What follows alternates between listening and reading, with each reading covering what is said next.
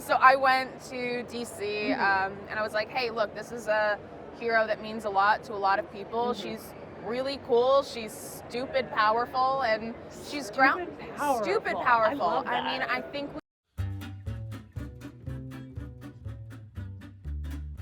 welcome to the Popverse. Thank you very much. I'm excited to be here. How has your San Diego Comic-Con been so far? I mean, so far so good. I got here yesterday morning, and I am already broke as hell.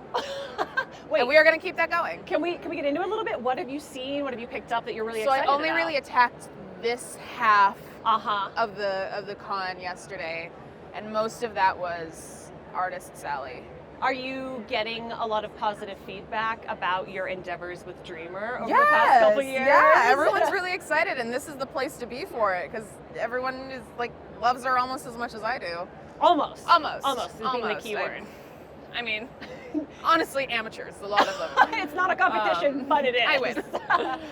Let's get deep into the weeds on Dreamer, though, because you have shepherded in her story in the DC universe. We've seen her in a bunch of standalone stories, and now you're doing a full-length graphic novel. Please tell me all about it. Oh my God. Okay, so this is the comic book origin of Nia Null, so it's going to be a little bit different from what people are used to.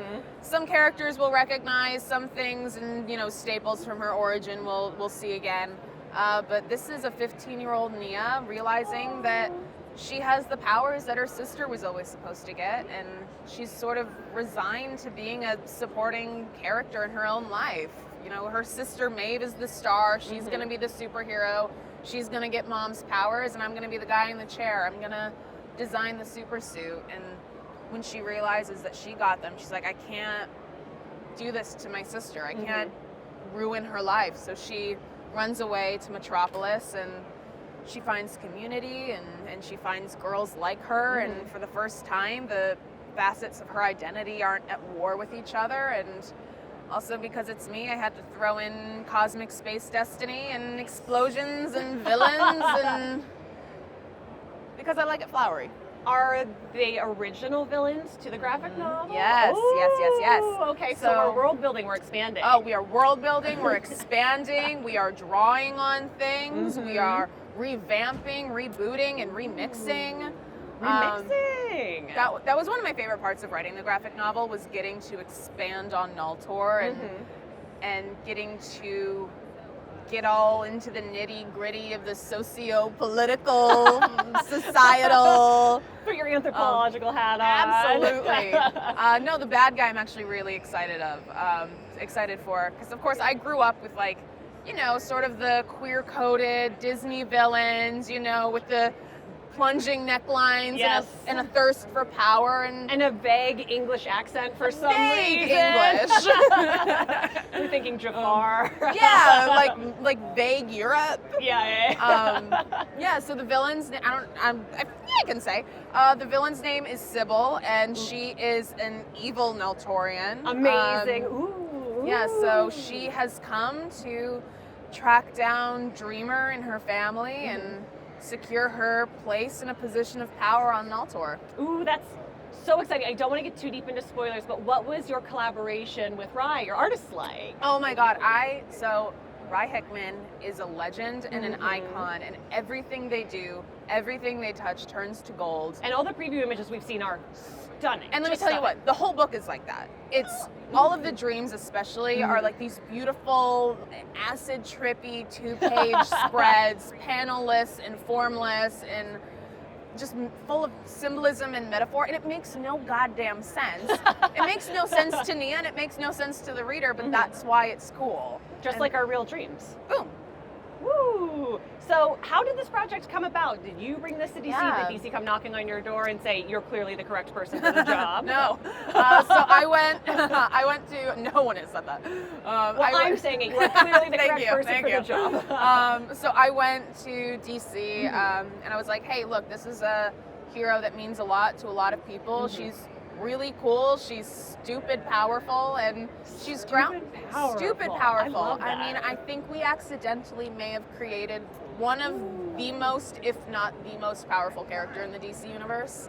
I would say so. Let's see her go toe-to-toe with Wonder Woman and Superman. We're manifesting. I mean, how does the Man of Steel break out of chains made out of dreams? Ooh, Ooh, that's How do you do that? the byline for the next graphic novel. I'm Boom! telling you right now. Announced you heard it here first. Exclusive. No, I mean, so I was like, she means a lot to a lot of people. Mhm. And so I went to them with this whole pitch for an ongoing, and this truly illustrates how little I understood about comic books. So I was like, hey, here's a character who's never existed in the comics before. How do you guys feel about creating a whole ongoing series for her right out the gate? Here's my pitch. I'm not going to write it. I just think someone should write this. Because that's totally how that works. Absolutely. And they were like, okay, well, that's a lot. So they told me that their young adult graphic novel line was, really taking off, and they didn't have a story about sisters. And I was like, well, Nia has a sister who sucks, so that's a story.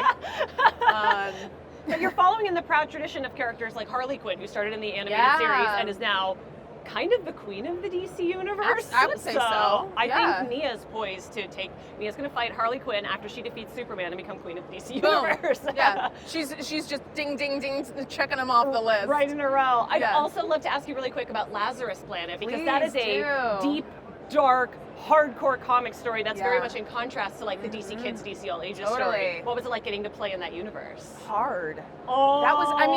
That was just 10 pages that I wrote, but it was like, I was on the phone with Paul and Mark, and I was like, I need you to send me all of the Justice League Dark. I need you to send me all of Dr. Fate. I need you to send me all of Batman versus Robin, and all, like, I don't know what's going on. And they were lucky, and they were kind enough to give me everything I was asking for. But so that was the first story that I had written that really needed to be in continuity, in universe. I had to connect it to what came before and what's coming next. So that was the most difficult part of it. That's fascinating to hear that was more difficult than like crafting a whole world and deepening the Naltorian mythology itself. Well, because I've been so like just buried alive in that. I hadn't really been keeping up with what was happening currently in the comic books. So then I was like, they're like, yeah, so this is coming, after Batman versus Robin. And I was like, stop, what is that? They're fighting? Why? For why? They're brothers. They're not brothers? What? What are we talking about? So that was hard. What I love and what I'm hearing is that you do your research, you ask a lot of questions, and you come out with bold ideas, and that is how you found success in comics. But I would love for anybody watching who maybe wants to emulate your journey or tell their story as authentically as you've been doing, what is your best piece of advice for aspiring comic book writers? Write a story that you like. I mean, something that I was really struggling with was, I don't know if people are going to want this. I don't know if this is something that people are going to resonate with or respond to. People have so many different tastes, and there are so many different stories out there, and every story deserves to be told. And just write what you want to see, and the chances are, there's 8 billion people in the world. Somebody else is going to like what you put down. At least 1 billion.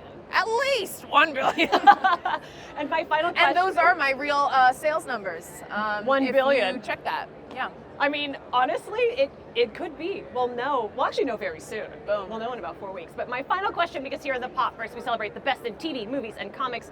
What are you geeking out about right now that you are not working on? So no Dreamer, sadly. Oh my gosh. I mean,